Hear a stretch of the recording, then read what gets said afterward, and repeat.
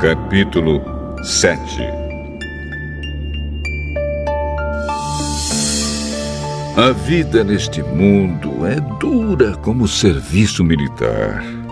Todos têm de trabalhar pesado, como o escravo que suspira pela sombra, como o trabalhador que espera o seu salário.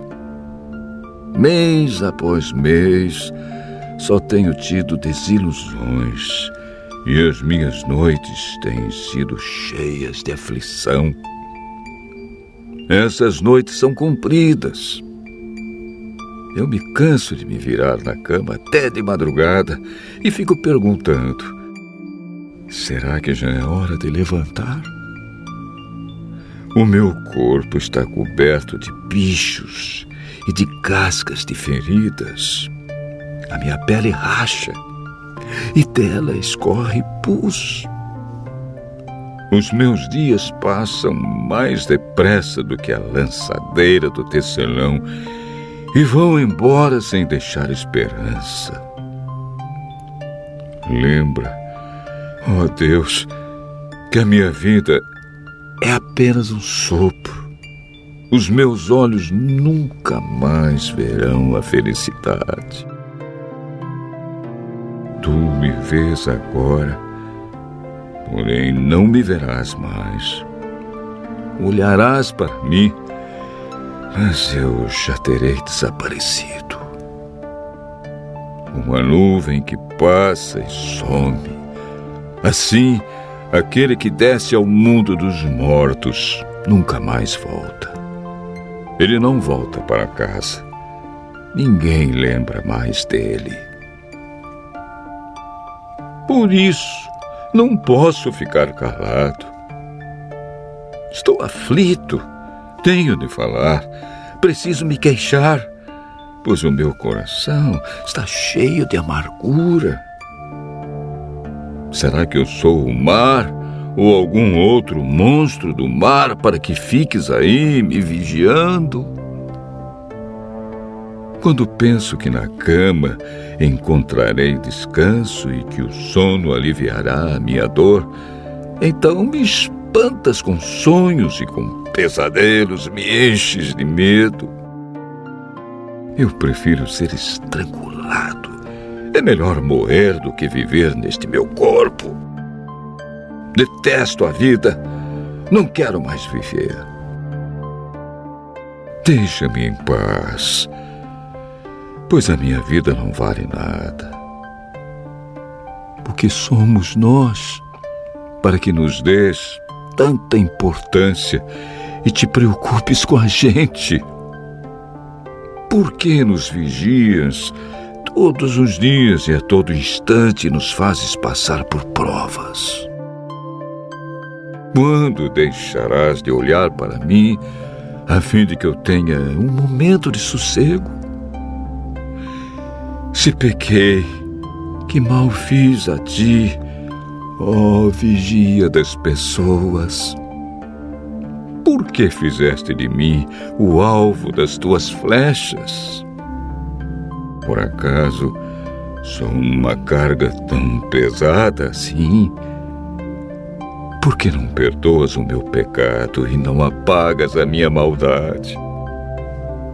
Logo estarei na sepultura. Tu me procurarás, mas eu não existirei mais.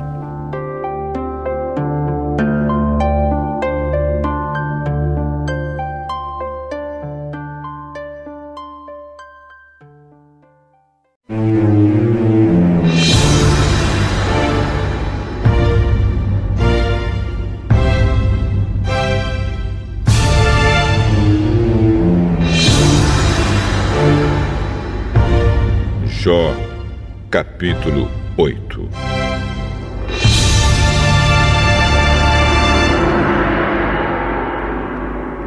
Então Bildade, da região de Sua, em resposta disse: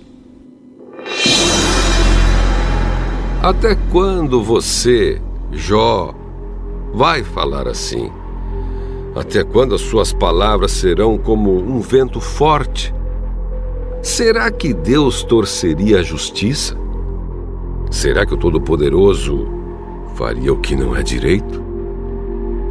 De certo, seus filhos pecaram contra Deus e Ele os castigou como mereciam. Agora, volte para Deus e ore ao Todo-Poderoso. Se você é mesmo puro e honesto, Deus virá logo ajudá-lo e lhe dará de novo o lar que você merece. A riqueza que você perdeu não será nada comparada com o que Deus lhe dará depois. Faça perguntas aos nossos antepassados. Aprenda com a experiência deles, pois nós nascemos ontem e não sabemos nada. Os nossos dias na terra passam como a sombra. Deixe que os nossos antepassados falem a você e o ensinem. Da sua experiência, eles dirão isto. Será que a tábua pode crescer fora do brejo ou o junco viver sem água? Verdes ainda, e mesmo sem serem cortados, eles secam antes das outras ervas. Assim acontece com os que esquecem de Deus. Assim dá em nada a esperança dos maus. A segurança deles é um fio de linha. A sua confiança é como uma teia de aranha. Eles se apoiam na teia, mas ela não aguenta. Agarram o fio, mas não conseguem ficar de pé. Os maus crescem como ervas ao sol, que se espalham pelo jardim. As suas raízes se enroscam nas pedras, se agarram nas rochas, mas se alguém as arranca, ninguém vai nem saber que estiveram naquele lugar. É nisso que dá a vida alegre dos maus. Chegam outras pessoas e tomam o lugar deles. Esteja certo de que Deus não abandona as pessoas honestas, nem dá a mão para ajudar os maus. Ele fará você rir de novo e dar gritos de alegria. Mas os seus inimigos vão viver na confusão e as casas dos maus serão destruídas.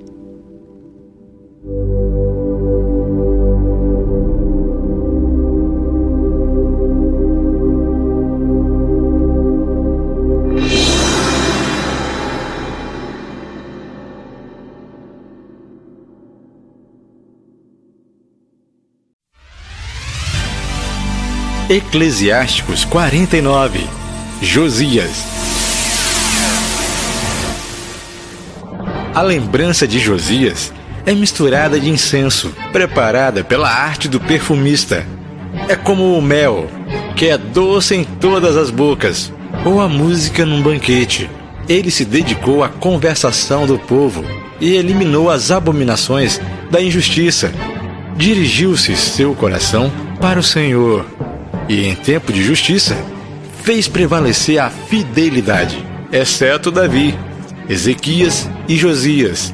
Todos os reis cometeram pecados. Os reis de Judá desapareceram porque abandonaram a lei do Altíssimo. Eles entregaram seu poder a outros e sua riqueza para uma nação estrangeira. Os inimigos incendiaram a cidade santa, escolhida, e tornaram desertas suas ruas. Isso aconteceu conforme a palavra de Jeremias, a quem eles maltrataram. Embora tivesse sido consagrado profeta desde o seio materno, para arrancar, destruir e arruinar, mas também para construir e plantar.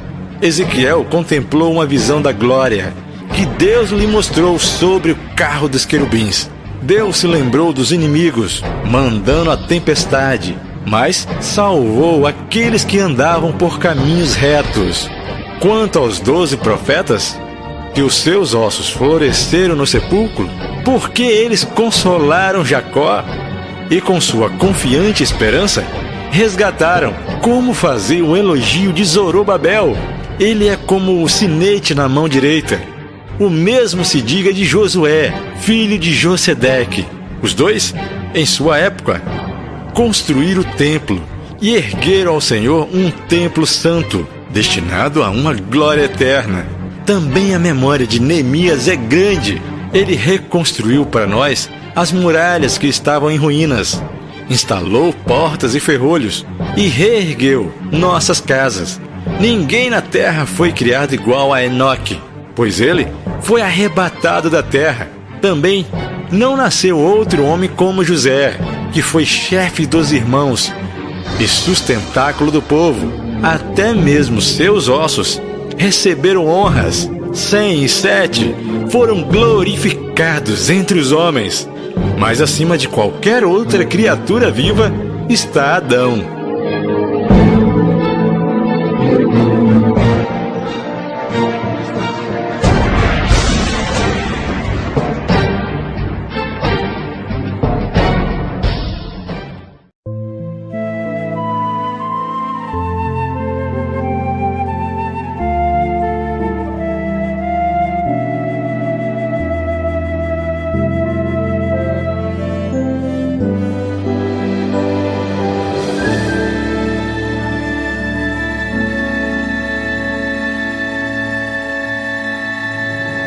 Lucas, capítulo 9.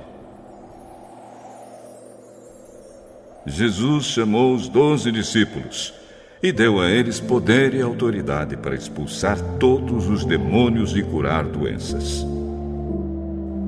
Então os enviou para anunciarem o reino de Deus e curarem os doentes. Ele disse: nesta viagem não levem nada, nem bengala para se apoiar, nem sacola, nem comida, nem dinheiro, nem mesmo uma túnica a mais. Quando vocês entrarem numa cidade, fiquem na casa em que forem recebidos até irem embora daquele lugar. Mas, se forem mal recebidos, saiam logo daquela cidade. E na saída sacudam o pó das suas sandálias, como sinal de protesto contra aquela gente.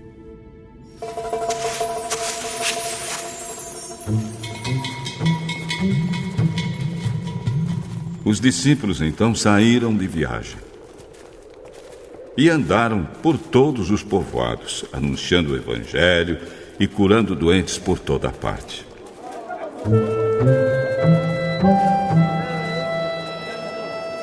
Herodes, o governador da Galileia, ouviu falar de tudo o que estava acontecendo e ficou sem saber o que pensar. Pois alguns diziam que João Batista tinha sido ressuscitado, outros diziam que Elias tinha aparecido, e outros ainda que um dos antigos profetas havia ressuscitado. Mas Herodes disse: eu mesmo mandei cortar a cabeça de João. Quem será então esse homem de quem ouço falar essas coisas? E Herodes procurava ver Jesus.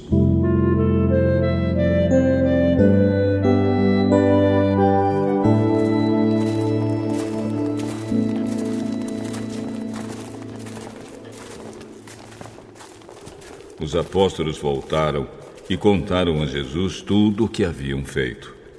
Então ele os levou consigo e foram sozinhos para o povoado de Betsaida. Mas as multidões souberam disso e o seguiram. E Jesus os recebeu, falou a respeito do reino de Deus e curou os que precisavam ser curados.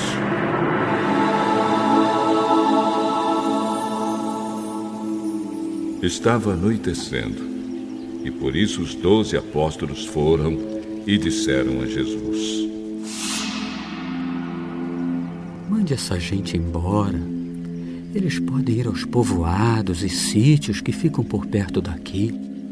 E lá poderão encontrar o que comer e onde ficar, pois esse lugar é deserto. Deem vocês comida a eles. Só temos 5 pães e 2 peixes. O senhor quer que a gente vá comprar comida para toda essa multidão?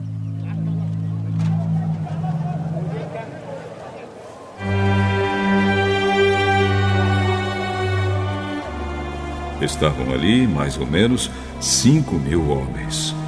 Jesus ordenou aos seus discípulos: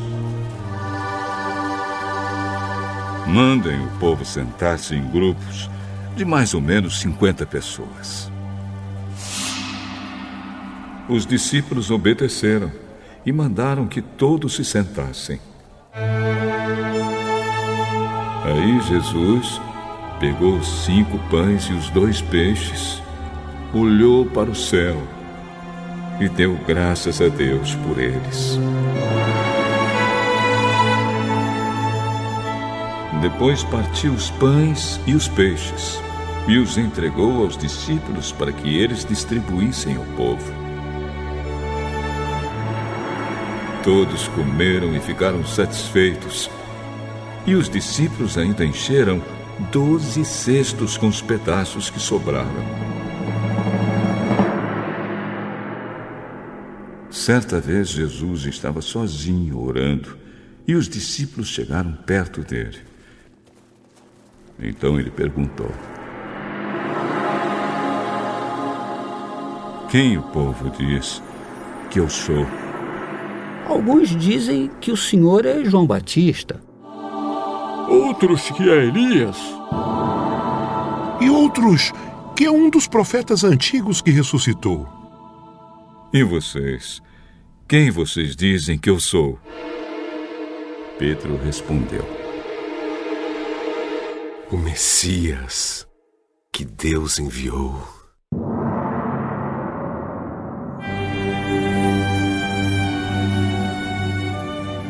Jesus então proibiu os discípulos de contarem isso a qualquer pessoa e continuou: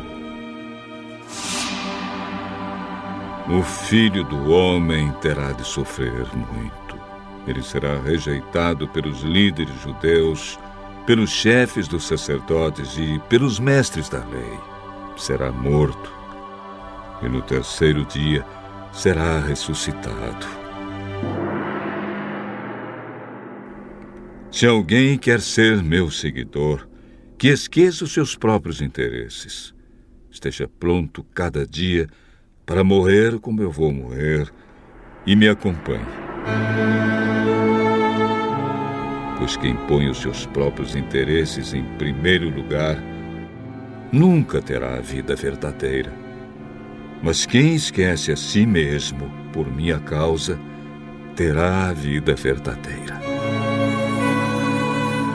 O que adianta alguém ganhar o mundo inteiro, mas perder a vida verdadeira e ser destruído? Pois se alguém tiver vergonha de mim e do meu ensinamento, então o Filho do Homem também terá vergonha dessa pessoa, quando ele vier na sua glória e na glória do Pai e dos santos anjos. Eu afirmo a vocês que estão aqui algumas pessoas que não morrerão antes de ver o reino de Deus.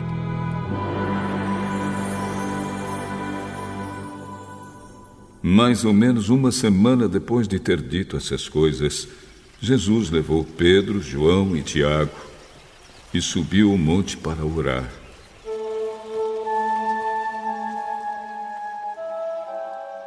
Enquanto orava, o seu rosto mudou de aparência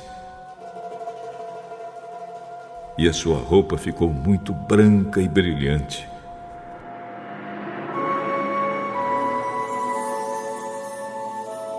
De repente, 2 homens apareceram ali e começaram a falar com ele. Eram Moisés e Elias, que estavam cercados por um brilho celestial. Eles falavam com Jesus a respeito da morte que De acordo com a vontade de Deus, ele ia sofrer em Jerusalém. Pedro e os seus companheiros estavam dormindo profundamente, mas acordaram e viram a glória de Jesus e os 2 homens que estavam com ele. Quando esses 2 homens estavam se afastando de Jesus, Pedro disse: Mestre, como é bom estarmos aqui.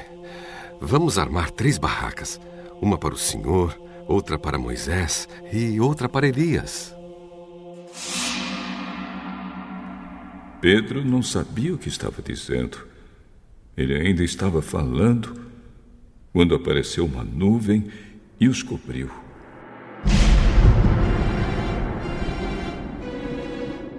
Os discípulos ficaram com medo quando a nuvem desceu sobre eles.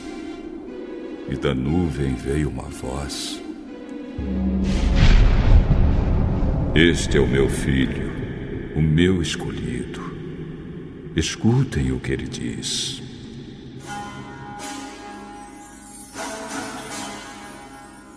Quando a voz parou, eles viram que Jesus estava sozinho. Os discípulos ficaram calados e naquela ocasião não disseram nada a ninguém sobre o que tinham visto.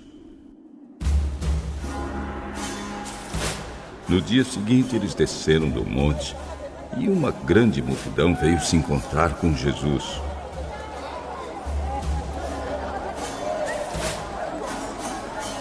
Aí um homem que estava no meio do povo começou a gritar: Mestre, peço ao Senhor pelo meu filho, meu único filho. Um espírito mau o agarra e, de repente, o menino dá um grito e começa a ter convulsões e a espumar pela boca. O espírito o maltrata e não o solta de jeito nenhum. Já pedi aos discípulos do Senhor que expulsassem o espírito mau, mas eles não conseguiram. Gente mais sem fé. Até quando ficarei com vocês? Até quando terei de aguentá-los? Traga o seu filho aqui.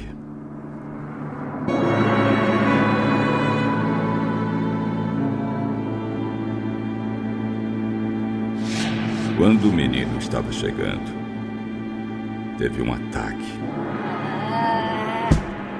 E o demônio o jogou no chão. Então Jesus deu uma ordem ao espírito mau, curou o menino e o entregou ao Pai. E todos ficaram admirados com o grande poder de Deus. Todos estavam admirados com o que Jesus fazia. E ele disse aos discípulos: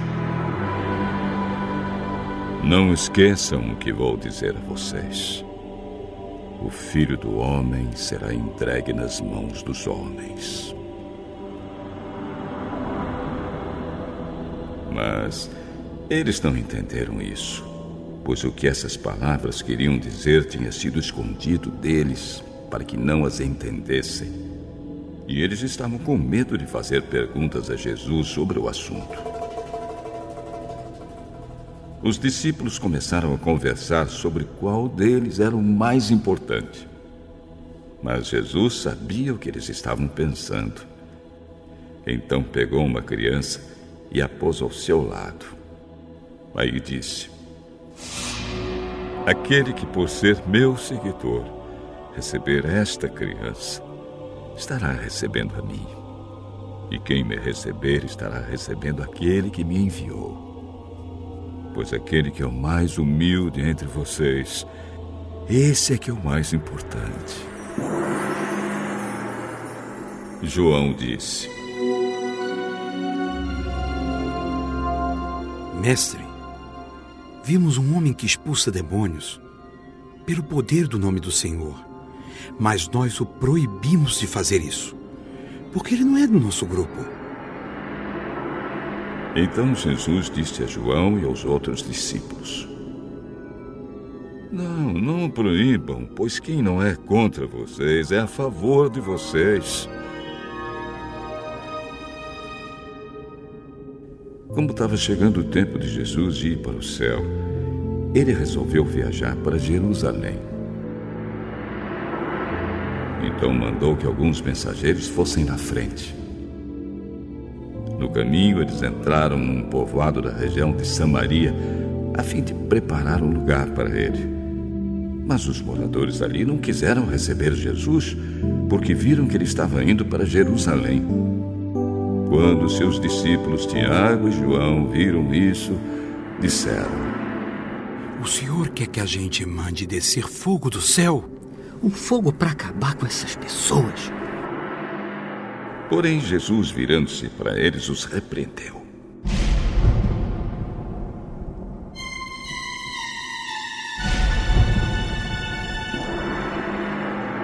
Então ele e os seus discípulos foram para outro povoado.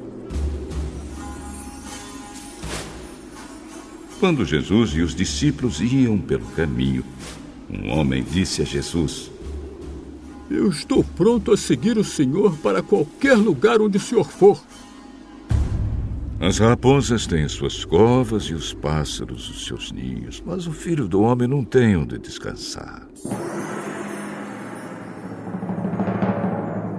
Jesus disse para o outro homem: Venha comigo. Senhor, primeiro deixe que eu volte e sepulte o meu pai. Deixe que os mortos sepultem os seus mortos. Mas você vai e anuncie o reino de Deus. Outro homem disse: Eu seguiria o Senhor, mas primeiro deixe que eu vá despedir da minha família. Quem começa a arar a terra e olha para trás não serve para o reino de Deus.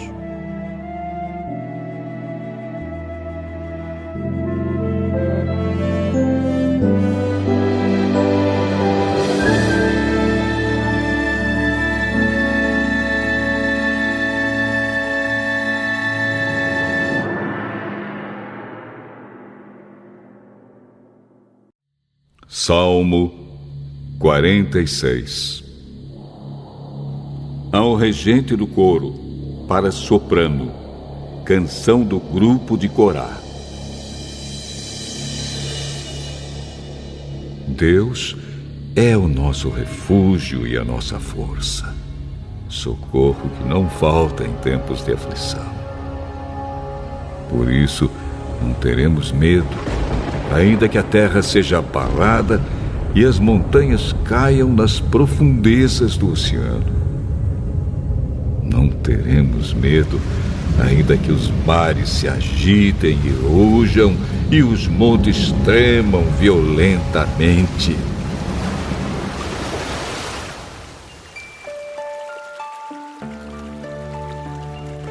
Há um rio que alegra a cidade de Deus, a casa sagrada do Altíssimo. Deus vive nessa cidade e ela nunca será destruída. De manhã bem cedo, Deus a ajudará. As nações ficam apavoradas e os reinos são abalados. Deus troveja e a terra se desfaz. O Senhor Todo-Poderoso está do nosso lado. O Deus de Jacó é o nosso refúgio. Venham, vejam o que o Senhor tem feito. Vejam que coisas espantosas Ele tem feito na terra. Ele acaba com as guerras no mundo inteiro, quebra os arcos, despedaça as lanças e destrói os escudos no fogo. Ele diz: parem de lutar e fiquem sabendo que eu sou Deus. Eu sou o Rei das nações, o Rei do mundo inteiro. O Senhor Todo-Poderoso está do nosso lado. O Deus de Jacó é o nosso refúgio.